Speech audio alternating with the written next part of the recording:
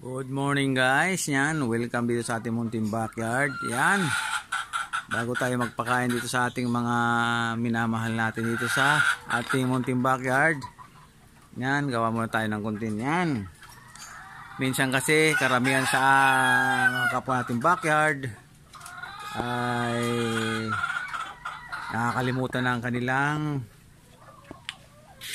gagawin sa kanilang mga alaga. Wag po tayo umasa sa ganito po. Alam natin na sa kung paano makakatulong tayo sa ating mga alaga pag oras na ating sila sinasali natin sa paligsahan. Yan, para maging maayos sila. Yan, minsan nakakalimutan natin na gawin yung mga basic na ginagawa dati natin.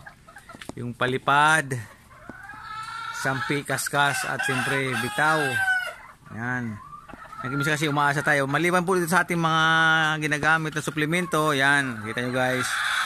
Yan. Disclaimer po, hindi po tayo nag-endorse sa namang produkto. Yan, maliban sa mga ginagamit natin ito, kailangan wag natin kakalimutan yon. Kasi kailangan natin yon. Ating mga alaga. Kailangan na exercise din ating mga alaga bago natin sila isali. Para at least wag tayo aasa palagi sa mga binibigay natin suplemento sa kanila. Alam naman natin na karamihan sa atin na umaasa na lang sa mga suplemento din.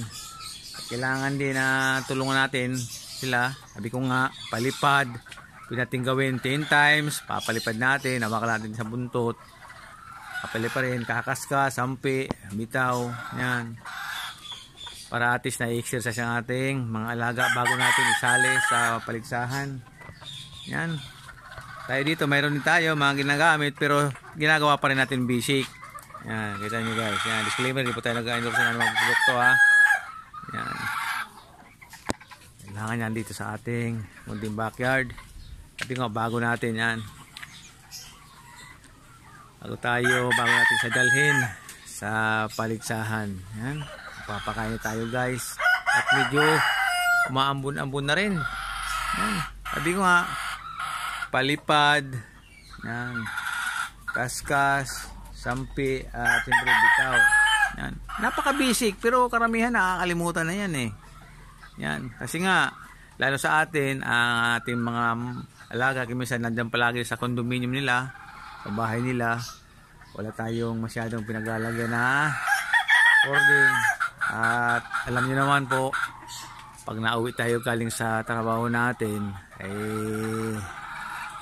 sa gabi na tayo na isa kanya lalabas. Kaya pag wala tayong pasok, yun, ginagawa natin yung mga basic na yun para at least natutulungan natin sila. Right? Huwag natin kakalimutan. Yan, para naman ma-exercise ang kanilang mga kasukan. Palipad, para matutulong natin palipad, para lumakas ang kanilang lipad, yung mga pakpak nila dito sa mga puno para maging matatag. Yan. At yun, at sasamahan natin ito ng itong ating mga suplemento. Yun, di ba? Oh, oras na binigyan natin sa kanila to, di mas lalo nang gaganda pag sinali natin nila sa paligsahan. Yun, sabi ko nga, minsan nung nakaraan ay nakapunta tayo sa Pasig. Yun nga, sabi ko may dalawang bagong dating doon galing sa farm.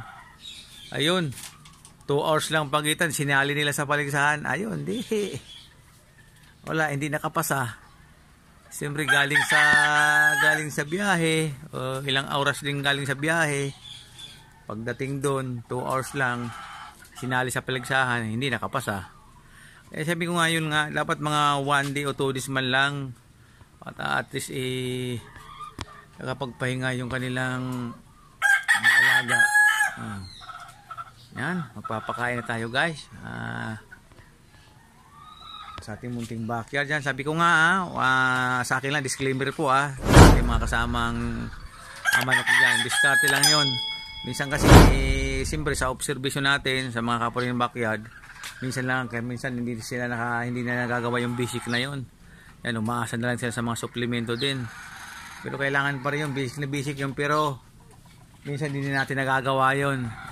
Aminin natin sa hindi, minsan mayroon talagang mga hindi nagagawa yun, minsan kabisihan, minsan pagka nakakaudyukan, pag kinasali sa paligsahan ng kanilang alaga, yan minsan halos hindi pumapasa. Yan guys, ito ay ating mga suplemento. Disclaimer, hindi po tayo nag-endorse naman po produkto yan, tulong sa ating mga dito. Yan, God bless po at sana malayo po tayo sa anumang kapamakan ngayon at sa mga darating pang mga araw. I love you.